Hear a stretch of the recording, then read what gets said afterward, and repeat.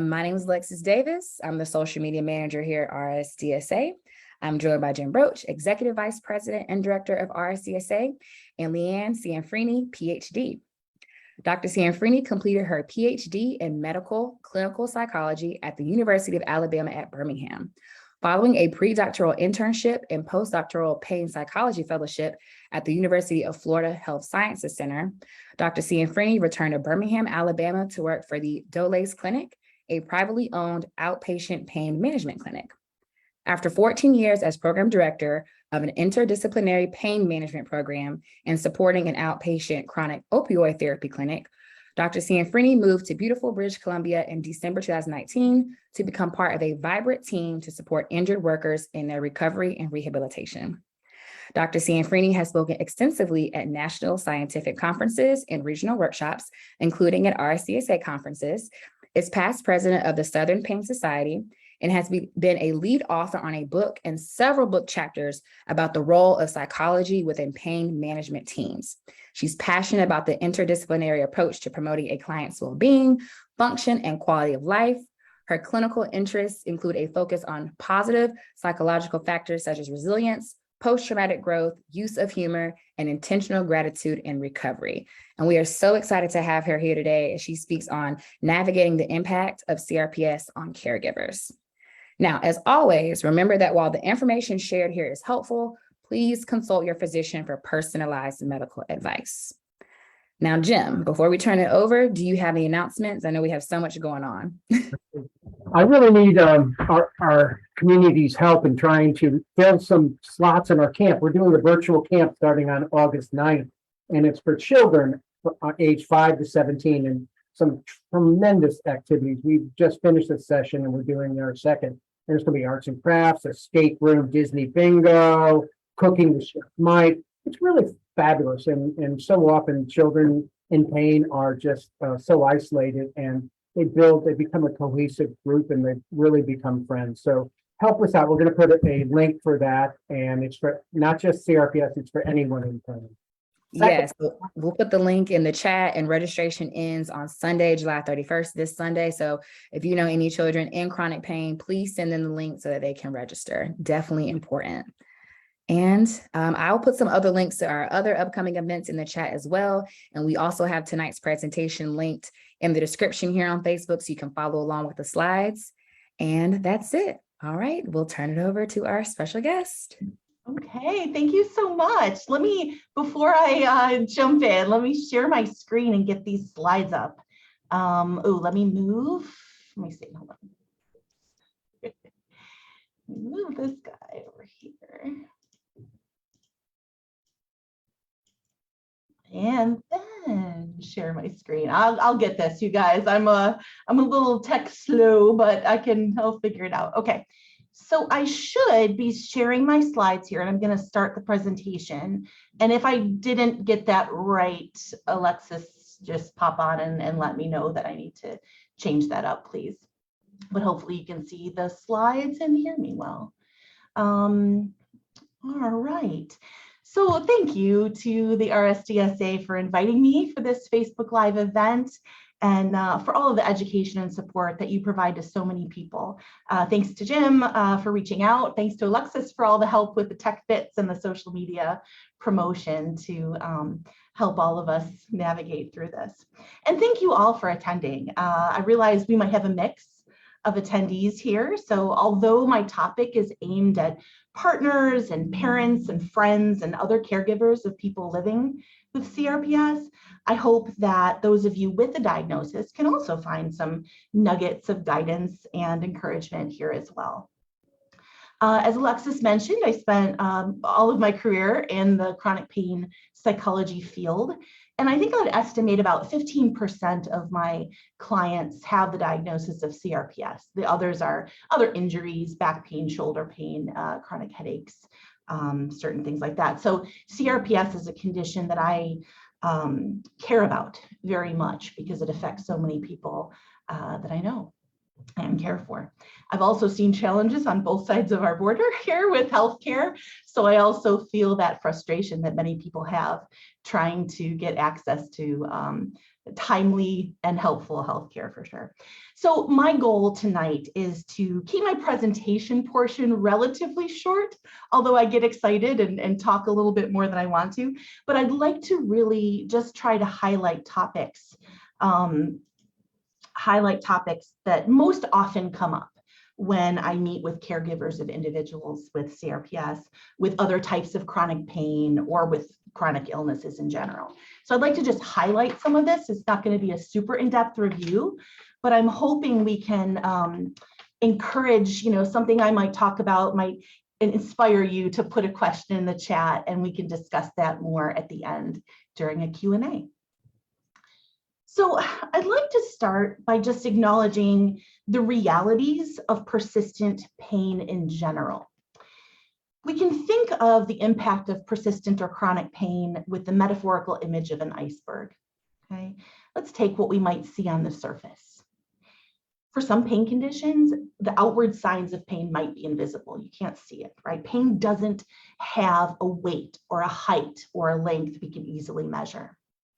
Even diagnostic testing isn't infallible, right? If something shows up on a scan or a test, it doesn't prove pain intensity or predict outcomes. And if something on the flip side, if something doesn't show up on a scan or a test, it doesn't mean the patient is faking or it's all in their head. Okay, pain is kind of weird like that. Now, with a condition like CRPS, right in the diagnostic criteria are built in signs and symptoms, some of which are quite visible, like swelling and color changes, nail or hair growth changes. We can also see how an individual might start to neglect the use of an affected limb or limbs. We might see a dampening of their affect or their mood. We might see a person start to isolate, retreat. We might see them look fatigued due to insomnia. So there's some things there on the surface that are observable. But there's so much going on underneath. Changes to the nervous system and the brain, changes to the immune system, and all the different body mechanisms that sort of all intertwine. Mood changes are underneath, maybe anxiety about the future with pain, right? Guilt, hopelessness or helplessness to try to control the symptoms, anger, frustration, fear of pain flares or re-injury, grief over the losses of function. And changes to identity and self-esteem often happen as well. So there's a lot going on underneath. Whoops. Another reality that's often ignored is that pain doesn't exist in a vacuum. Okay, of course it exists in the person that experiences it. It's a highly subjective experience, but it really also can affect the whole family and social network that the person is in. So our focus today is on these often overlooked effects on the caregivers or the loved ones of an individual living with CRPS. I usually like to start with this. I keep saying I'm going to start. I've already started already. I started 3 times. But where I like to sort of put things in context is just thinking about a common understanding of some of the basics about pain. It can ease some of the wear and tear on relationships when everyone's on the same page about pain itself. Taking the time to learn about the diagnosis of CRPS is a great step. And the fact that you're here today shows your love, shows your willingness to improve any dynamics in your relationship. So persistent pain involves changes to multiple systems of the body. All right? It's entirely different than acute pain. That is pain right after an injury, happens suddenly, sharply, serves a function to alert us that there might be danger or threat so we can take actions to protect ourselves. But persistent pain is kind of hanging around even after that initial injury, that initial danger threat has passed. Even though symptoms might be felt every day, every hour of every day, we're not getting re-injured every hour of every day. Also to note that pain doesn't always correlate or correspond to the amount of tissue or nerve damage. Pain is a combination of genetics and coping style and mood, the state of the brain at the time a person was injured, general health, even early traumatic childhood experiences, family history, you name it. It's so complex, all the different factors that lead a person into developing ongoing pain. We know that chemicals such as hormones, like you may have heard of the stress chemical cortisol, or neurotransmitters, which are kind of brain chemicals, those can all heighten the experience of pain by amplifying the pain message. We have chemicals that were designed to do healthy and helpful things in our body that also sometimes turn on us, and it's like they hold up a little magnifying glass to all of these signals that come up to the brain. It's not very nice, but it's understandable why they do that in the beginning. And now the central nervous system, that's the brain and spinal cord, and the peripheral nervous system, all those nerves that go out to the limbs, those can get sensitized. What that means is that consistent input that's flowing up the nerves, up to the nervous system, that can actually create an environment which puts the nervous system on even higher alert, which makes it even easier to feel all that input coming in. It starts to become a vicious, self-perpetuating cycle. Constant input, sensitized nerves, it's looking for more input, it's going to get more input, and it keeps going around like that. That doesn't help the pain experience at all. And persistent pain, by definition, also impacts emotional suffering through activated brain regions and changes to those brain chemicals we talked about. So input comes in, I put a little brain map here. Input comes into areas of the brain that tell us where the pain is located and some of the qualities. What does it feel like? Burning, shooting, electrical, tingling. All right, tells us where and what.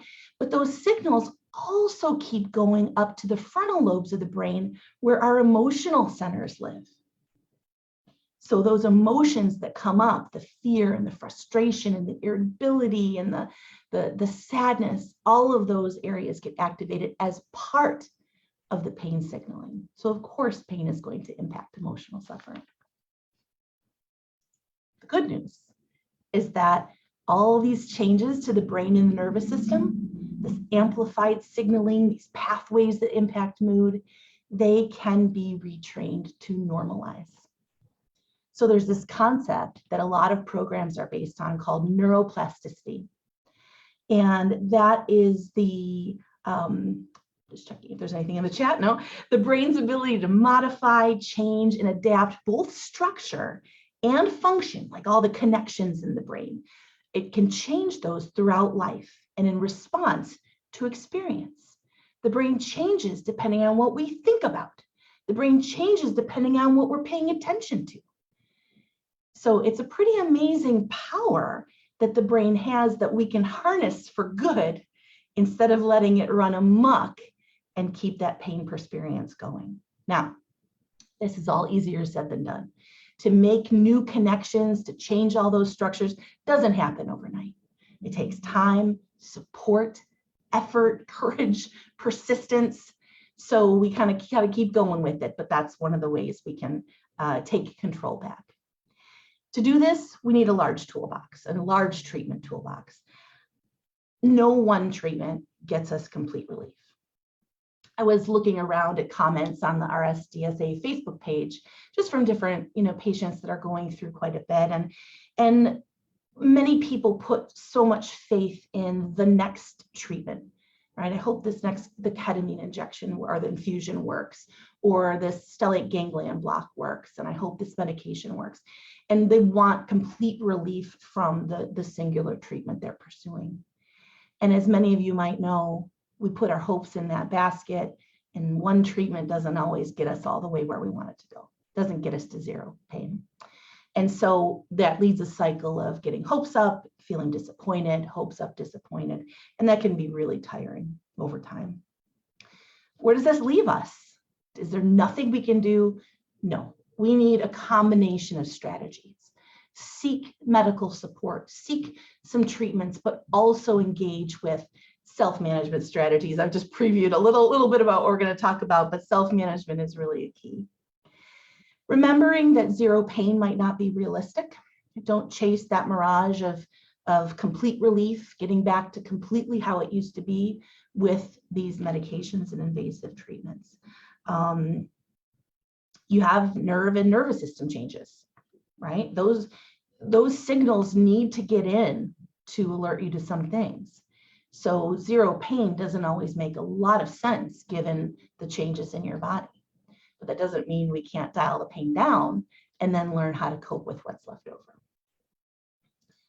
We also want to make sure that, again, whether you're a person living with CRPS or a caregiver of somebody with the condition, we want to help the people emphasize function as an outcome rather than only focusing on pain intensity reduction. So what do I mean by that? There's this weird logic problem involved with chronic pain. What we go into it saying is, well, if my pain is improved, then I will do this activity. Once I feel better, I'm going to get back to hiking, right? Once I feel better, I'm going to get back into my work routine. But we can't predict when that pain is magically going to reduce. So we can only focus on what we can control. So we need to flip that logic on its head. And what we know from research, what I know from 20 years of real life pain experience working with hundreds and thousands of patients essentially, is we flip it to say, we need to do this activity consistently, and then the pain will eventually shift to the background. Think about what I just said. I have to do an activity in pain in order for the pain to reduce. That sounds wild. And it certainly is the harder way. I am not saying that's easy. It means we do have to endure some pain to get back to our meaningful activities and our work and hobbies and social engagements, while the nervous system kind of figures it out and learns that it's safe to move and that it's safe to focus on things other than pain. Then the pain starts to fade a bit as the nervous system catches up.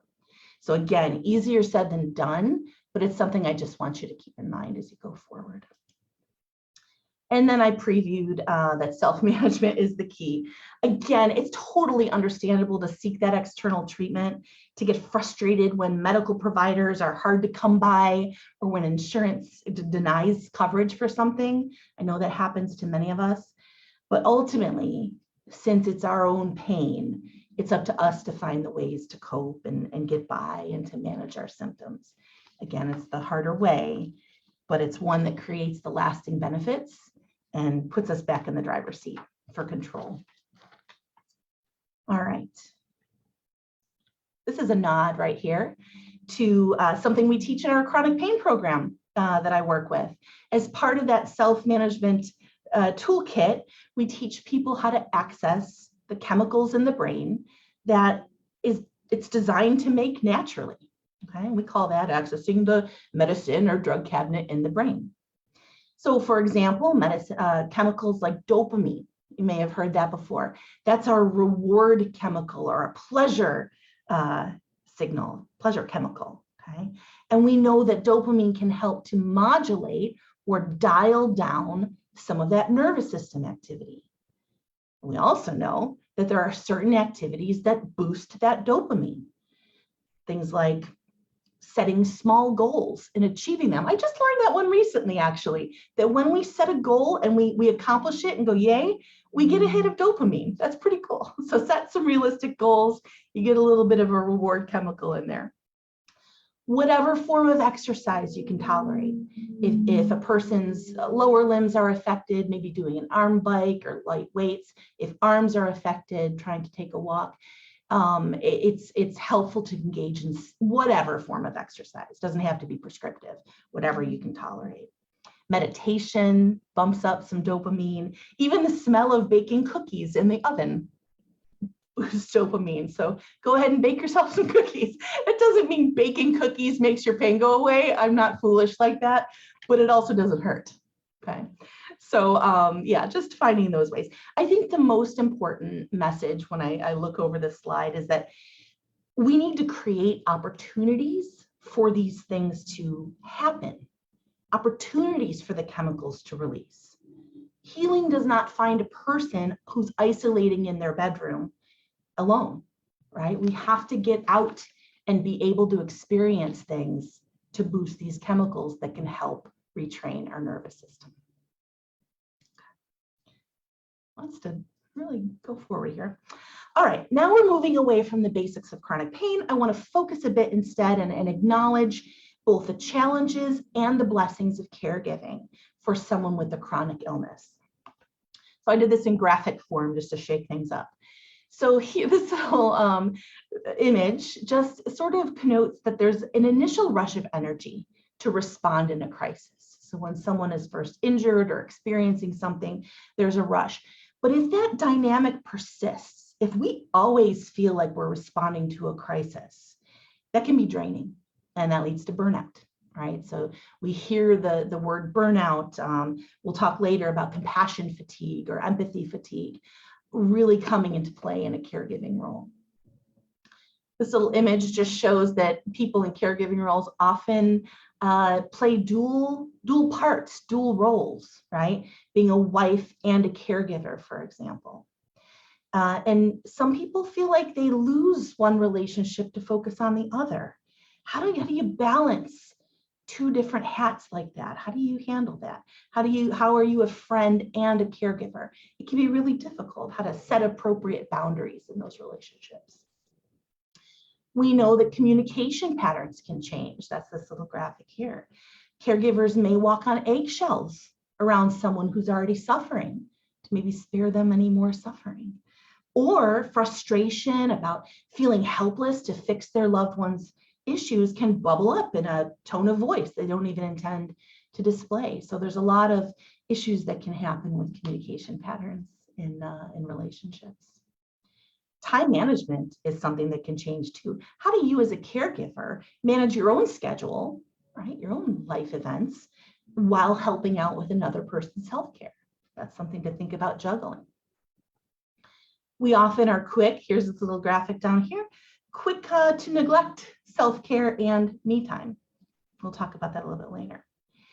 Caregivers here might be slower to recognize and address their own mood changes. Okay? Fear, grief, worry, irritability, depression. They sometimes take a back seat to the moods and the needs of the person who's having the chronic illness. Of course, here's a new addition, adding a pandemic to the mix over the last couple years. Add on to all this other stress, we had anxiety over the uncertainty of what was happening with the pandemic, changing medical messaging, increased isolation. I can imagine that many of you had difficulties accessing healthcare, in-person treatments that you might have been going to get. And so, yeah, that didn't help matters and certainly added to the difficulties with caregiving. And then there are more, of course, financial strains, sleep deprivation, you name it. But there's a lot that goes into this. It's a brave role to take on. Now, I am, as a psychologist, I'm trained to help people balance their challenges and their negative emotions with finding a way toward more neutral or positive experiences. So that does not come very naturally to me, by the way. I've had to work at it over the years, but it's always nice to balance that. So we did a slide on challenges. We're going to do a slide on the beauty of caregiving. The first is just thinking that, if you're a caregiver, you are fulfilling some sort of survival instinct. When our loved ones feel like they're in danger or appear like they're in threat, we are ready to jump into action, okay? So caregivers out there, you might just be fulfilling some sort of biological destiny written in our genes and our evolutionary history. Wow, that's pretty powerful stuff. Mind blown. That's pretty big. So it's a nice thing to be able to be there to help our fellow community feel better. With caregiving as well, there is an opportunity to develop resilience. This is bounce back-itude is the way I like to say it sometimes. Going through challenges like this helps us become better problem solvers, to develop confidence in our coping abilities, and then we can better meet future challenges. So there's a little bit of growth each time we experience stress and we manage through it. So it's a good opportunity to build the bounce back attitude. Empathy is another one, really honing empathy skills. Okay? There's a couple different forms of empathy. Cognitive empathy is the ability to objectively identify another person's feelings or perspective. So I recognize this other person is worried. Okay? This can make us better communicators because it helps us relay information in a way that best reaches the other person. If you can identify that another person is feeling worried, you might change the way you message something in order for them to receive it. All right, you're developing communication skills in that way. Now, emotional empathy is really the ability to share the feelings of the other person. And this type helps you to build emotional connections with others. Again, a nice skill to have. Now, this is not natural to everyone. If empathy is difficult, there are ways to develop it further. Active listening, accepting feedback. So there are ways to develop that empathy relationship. Now, on the other end of the continuum are people who fall into the empathy trap. That's, again, that compassion fatigue, empathy burnout. That's where a person might feel overwhelmed by the feelings of others. I've heard other people describe themselves as I'm an emotional sponge, kind of soak up all the feelings of others. And that can become really overwhelming. And some people have difficulty then distinguishing their own feelings from that of others. I've had a few clients who were caregivers who have referred to the pain, their loved one's pain, as our pain, for example, kind of feeling it so much it becomes theirs as well. And that can be unhealthy if that leads to neglect for one's own self-care. And the other part of I guess the gifts of caregiving would be maybe learning something about yourself, your family, the world, that you might not have known otherwise if you didn't have this opportunity to be a caregiver. We call that the silver lining technique, sort of looking into that. What have you learned? Maybe you've learned what you're capable of going through. Maybe you've learned who your most supportive friends are. Maybe you've learned how many hours of sleep you really need to be your best.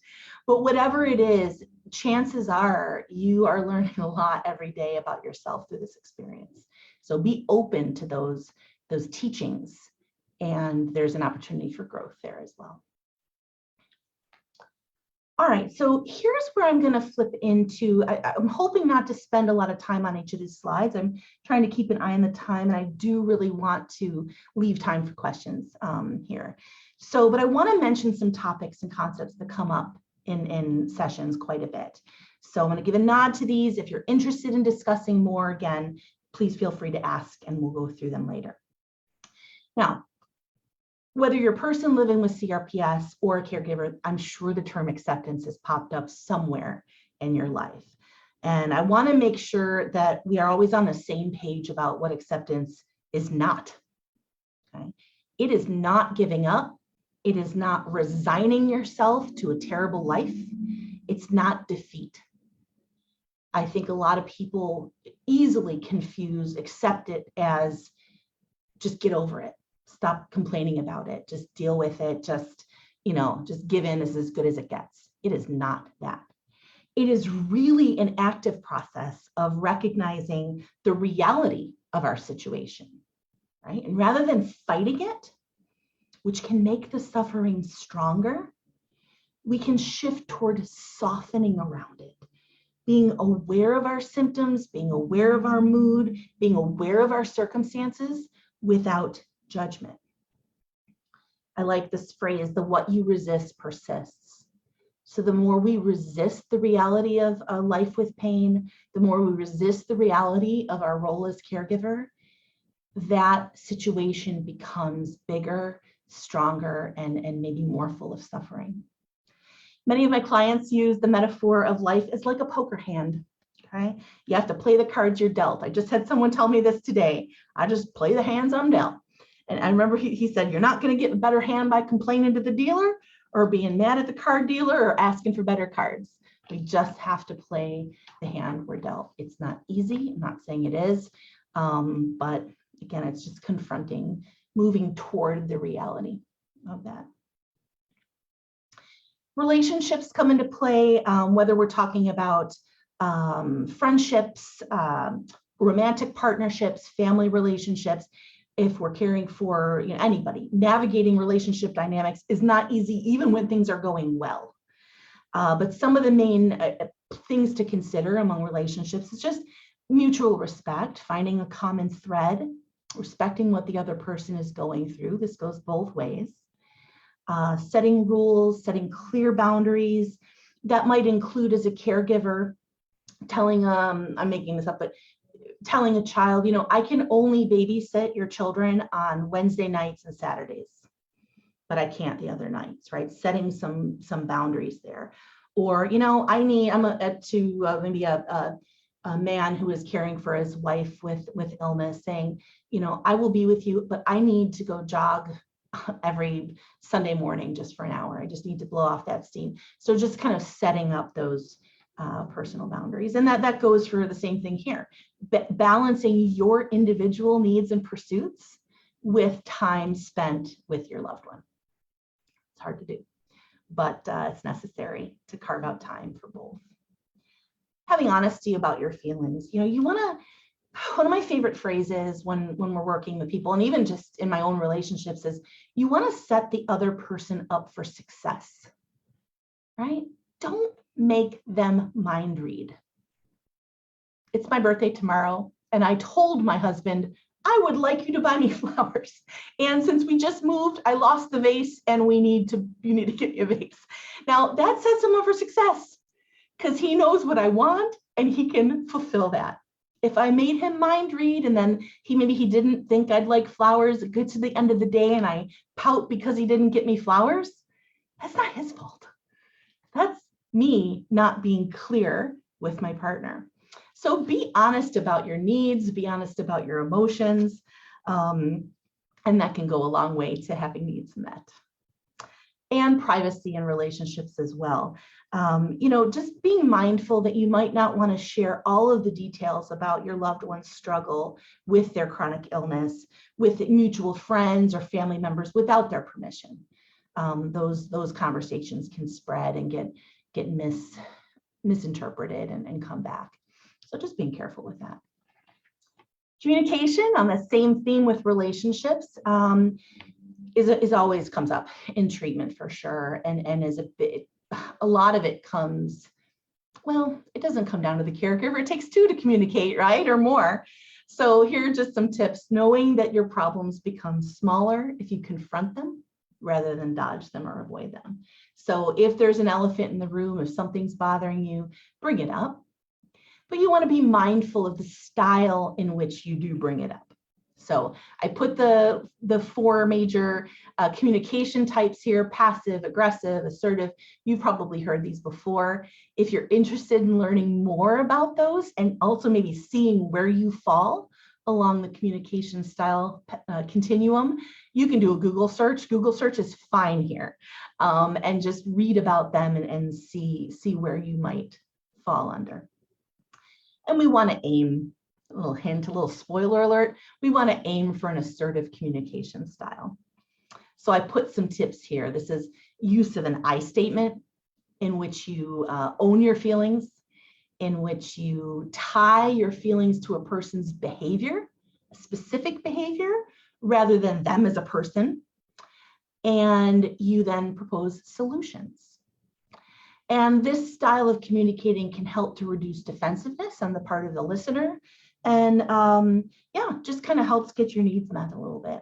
So one example of this might be a family member saying something like, I remember this was a question that had come up in a previous caregiver chat. Someone said, what do you do when my loved one keeps talking about the same symptoms over and over and over and over?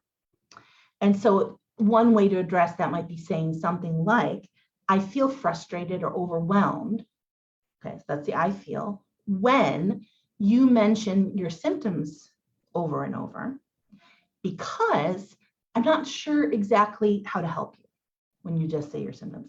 It would help if, or what I need is, for you to tell me what you're needing from me or how I can help you in the moment. Okay, so just kind of owning the emotion, tying it to behavior, and then proposing a solution. It can be a start in opening up some communication. All right, this is one, again, we can talk about this in the Q&A, addressing suicidal thoughts that might come up. What I will say here is just don't be afraid to have the conversation. Okay, or be afraid to have the conversation, but have it anyway. Right? If you notice warning signs, if your loved one is using words like hopeless, useless, feeling like a burden, unable to bear their pain much longer, or if you see changes in despondency or changes in behavior, ask, okay, just how are you feeling? Have you ever had these thoughts? This does not put the idea in their head. So it's okay to confront that. I think with these conversations, it's always more important to listen deeply than to try to say the right thing. There really isn't the right thing, okay? But if you listen, if you show empathy, if you avoid shaming or making it all about you, and then work with the person to maybe get medical help if they're feeling that suicide is imminent, or if they need to talk through crises. I know in the US, they just changed the lifeline to just a simple 988. So that's something that can be used as well. All right, did you think, my friends, that you would get through a caregiving presentation without a reminder about self-care? No, it's a huge buzzword. So what does this all mean? And I get this a lot, that how could I possibly find time for myself when I'm helping other people? You'll never find time unless you make time, all right? So I'm going to encourage you and issue you that challenge to make time for yourself. And I'm trying to be mindful of the time, but I do want to pause us here. I want you to take a breath. And I can't see you on the video, so I'm just going to assume you're doing this.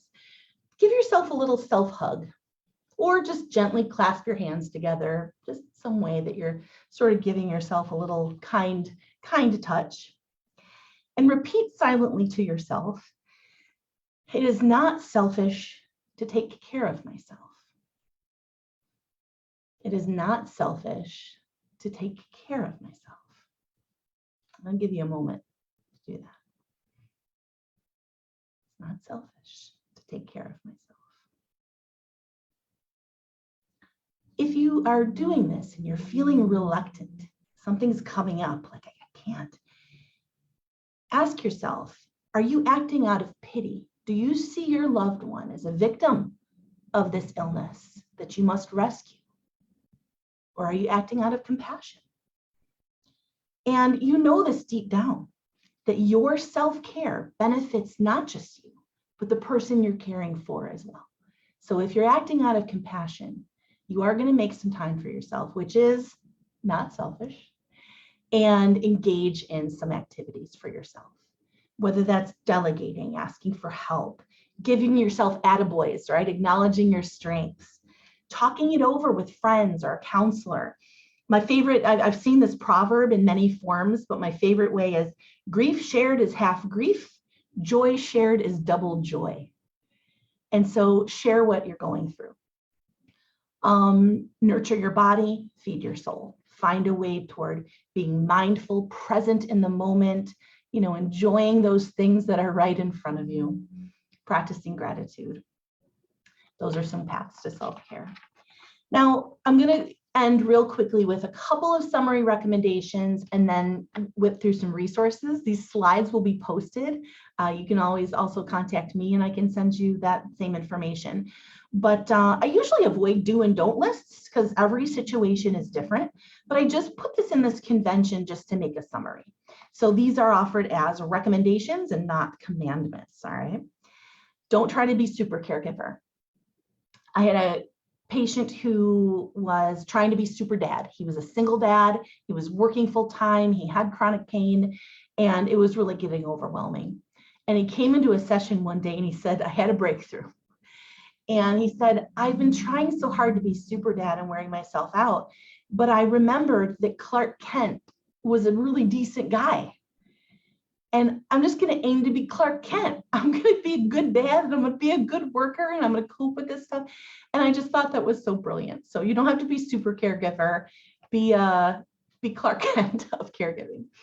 Allow yourself to grieve the loss of your old routine. If you try to sweep grief and sadness under the rug, it will pop up to bite you later. So acknowledge that in some way. Do know it's okay to share your struggles. We talked about emotional honesty.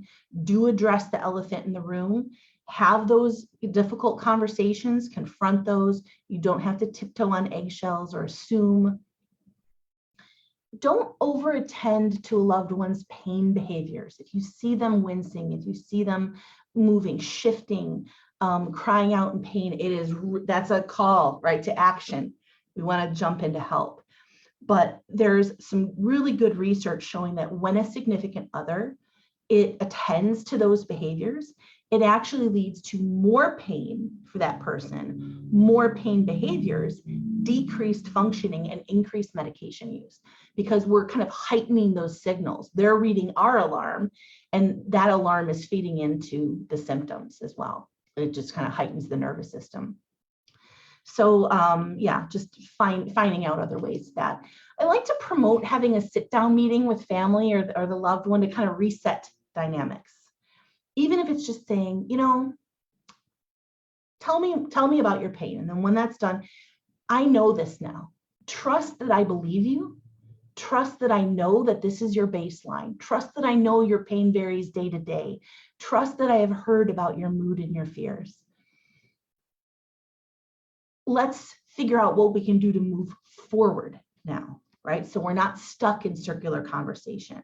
Here's what I need you to know from my point of view, right? So just kind of sharing those experiences with each other. We talked about I statements. What I mean by team approach is just kind of saying something like, let's wash these dishes together, right? Or let's come up with a coping toolbox together. It's not your responsibility to fix their pain. And they need to work on self-management, of course, but it's hard to do it alone. So support is great. So working as a team can help.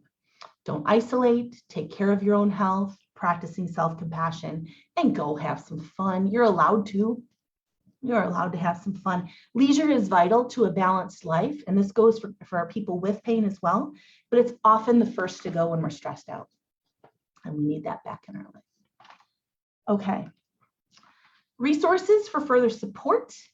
This is a book that just kind of explains the way pain is viewed in society, the challenging nature of pain. There's a lot of empathy here.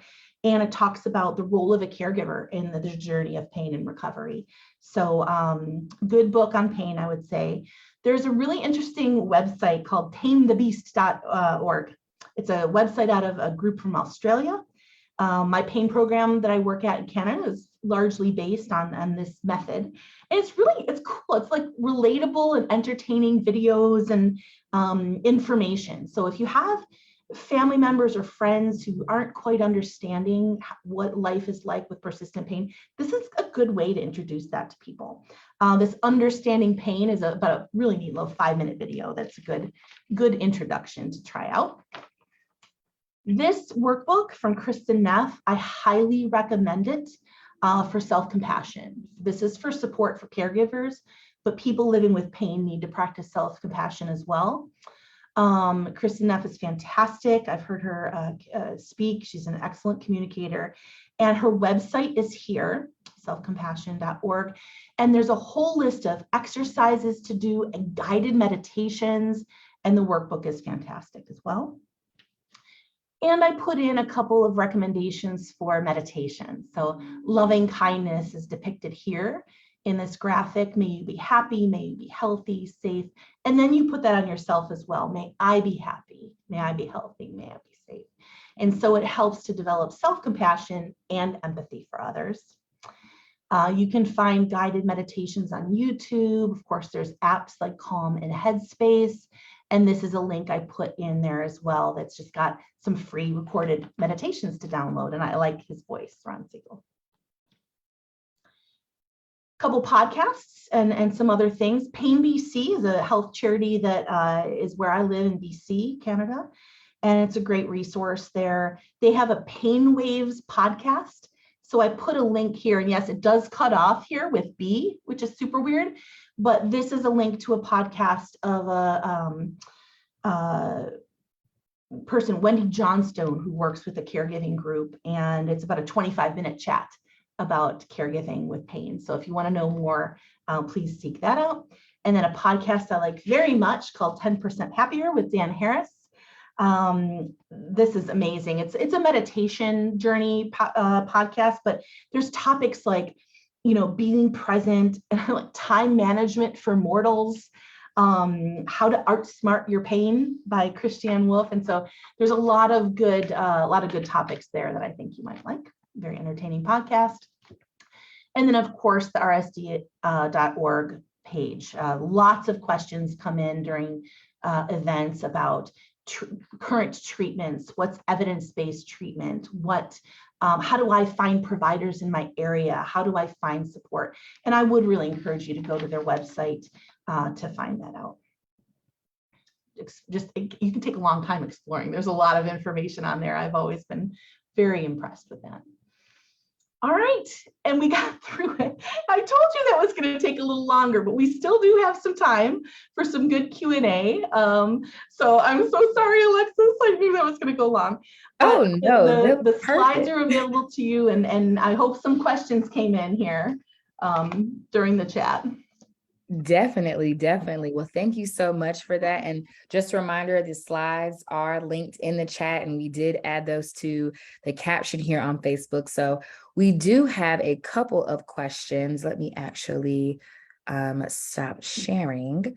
So one of the first questions we have is, in your experience, why are family members, and this is their words, so awful to and judgmental of a relative that suffers from chronic pain? Like, why does it seem like a lot of times like CRPS warriors or chronic pain warriors have to go outside of their family to find support instead of finding it inside of their family? That is an excellent question. And I would say, of course, everyone's situation is different. There's very supportive family members, and there's ones that really struggle with that, right? In my experience, I usually like to open it up to other people to say, what do you all think? But I'll give my opinion on this. What I see in therapy is that caregivers, and it tends to happen the closer they are to the person with pain, they want to fix it. I mean, it goes back to that empathy thing. They actually do care. It is very hard to watch someone you care about suffer. It's really difficult. And it often feels like, well, I want to do something to relieve that suffering. And they feel powerless. And that helplessness that often people feel, it translates sometimes to irritability. Like, I just don't know what to do, and so just kind of pushing that away, almost a hands up approach. So sometimes that comes out in a tone of voice or distancing or something like that, that oftentimes there is a lot of care and compassion underneath. It's just really hard to know how to handle that. So I would, if that person wants to, they should be learning communication techniques and listening techniques with that. Other times people just, as you know, they don't always understand pain. Pain is so highly subjective. And if a person hasn't gone through it, it is very hard to step into a person's shoes and understand what that feels like. And so I think, as many of you know, chronic pain, there is a stigma attached with that, right? Like with no other illness. You don't really get that with other chronic illnesses, diabetes, hypertension. You don't always get that same thing, but pain, well, that's on you. So it still fights that after decades of really understanding what pain is about. Pain still has to fight that stigma. So it's an ongoing thing, is to educate family members if you can. Or like you mentioned, sometimes you might have to go out. You can't pick your family, but you can pick your friends. And you can pick a counselor. And so finding support outside of the family if you need to, that's a way to go for sure.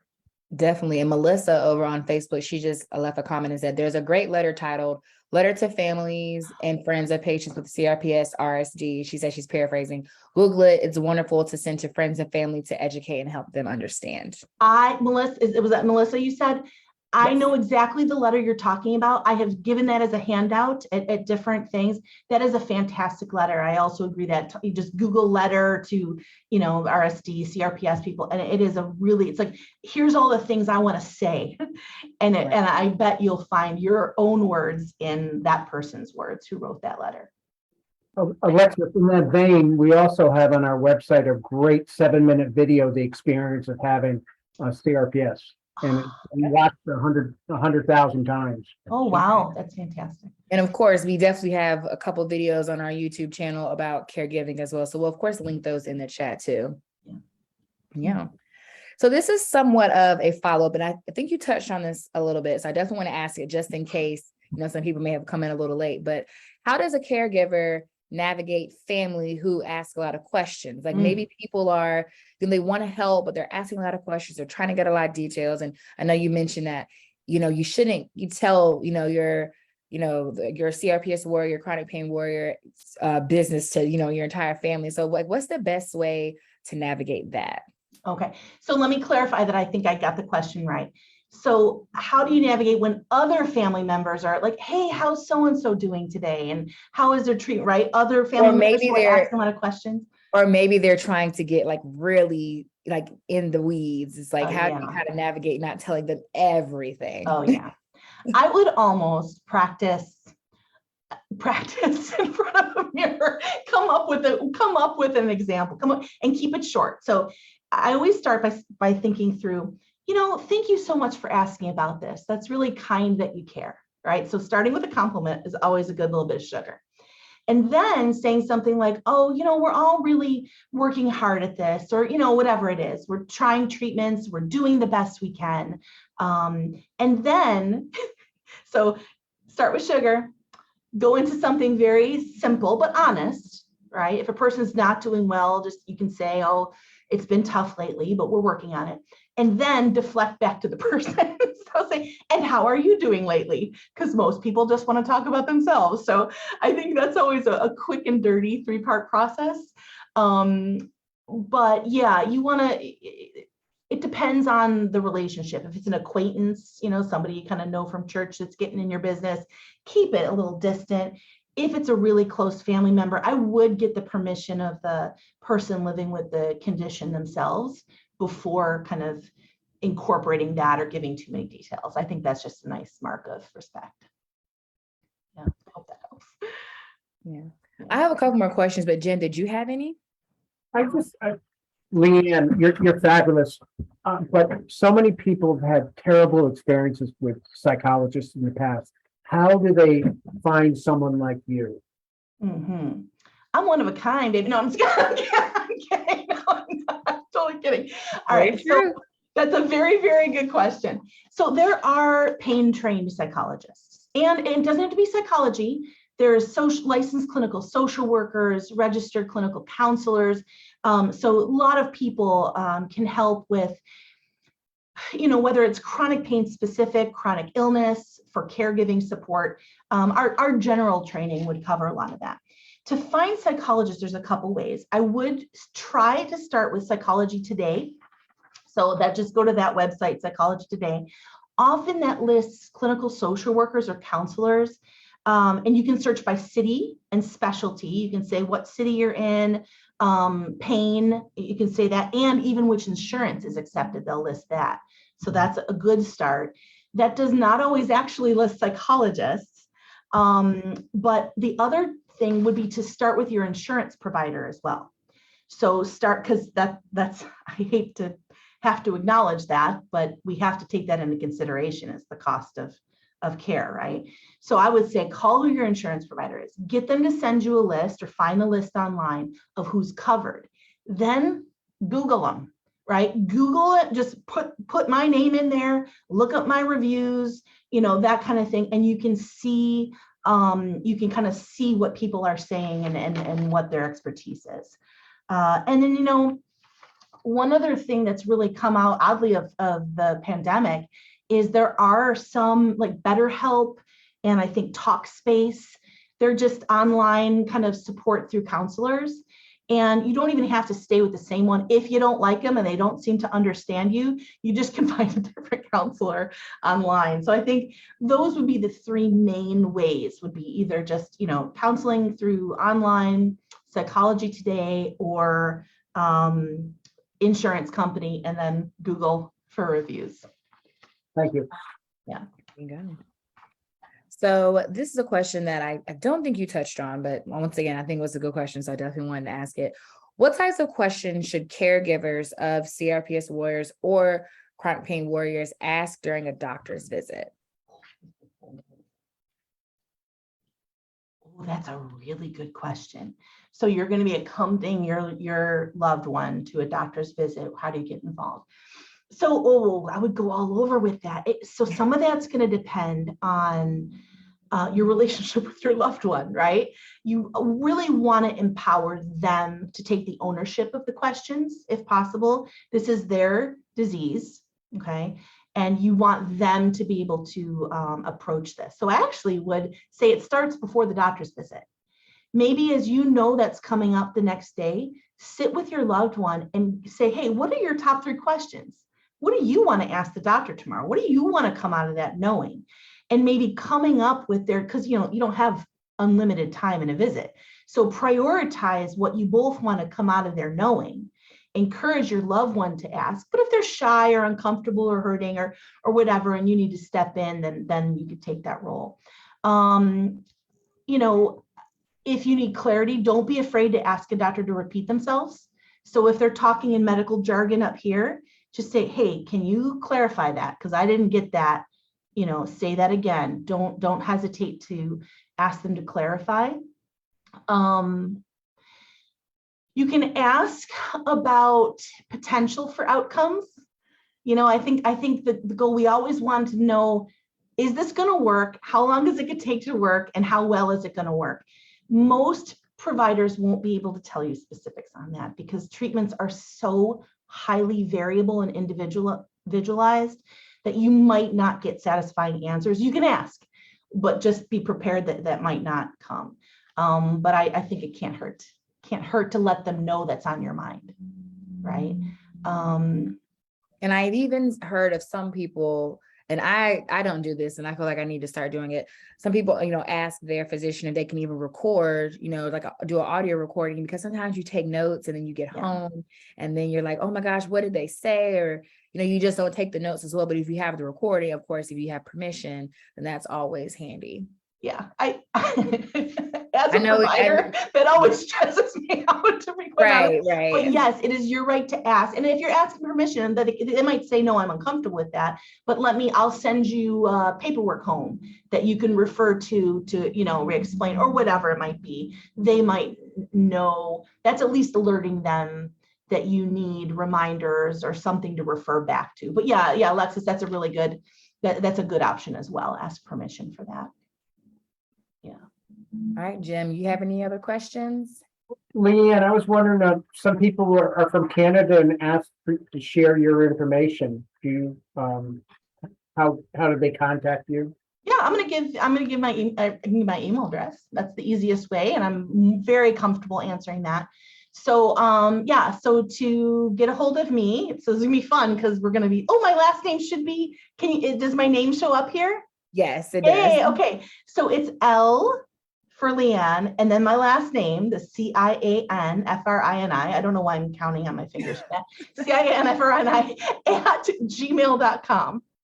And feel free to send me questions. And I can't do therapy over email and I can't engage with that, but I am more than happy to help guide you in the right direction to find that. Mental health care is at a premium in Canada as well. It is just like it is in the US. So I feel for everyone trying to get help right now, but yeah, I'm more than happy to help guide. Yeah. And Alexis, I think that what we could do too is put her Dr. Cianfrini's earlier video from our Nashville conference, which she really talked about working with people with CRPS. That was definitely, we can add that to the chat as well. The chat will be filled with resources. You all know the drill. We're always here to help. But Jim, I'm gonna turn it back over to you because I am out of questions. Do you have any additional questions? Again, I'm just going to say one more time about our virtual camp happening next month. We need your help. If you know a child in pain, 5 to 17, please let them know about this. It's $25. We send all the materials. If they come to the sessions, we give the money back. You know, it's wonderful. And they coalesce together and they hopefully lifelong friends. But Leanne, how could I thank you again? You are always so helpful to our community. Thank you, Jim. Oh, thank you. Well, it's lovely to be here. Thanks for the invitation. I wish everybody well and better health for sure. Of course. Well, once again, thank you for all this great information. As always, everyone watching, we will have this video pinned to the top of our Facebook timeline for easy access if you want to rewatch it. And we will also add it to our YouTube channel. I've already said a couple times, but we do have the link to the presentation here in the chat. It will be in the YouTube caption as well. So if you're watching on YouTube, the link to the slides is there. And you all know the drill. If you have any questions for us, if you need a support group, if you're looking for a new physician, or if you want to tell your story on the RSDSA blog, please email us at info@rsds.org. Have a great evening, everyone.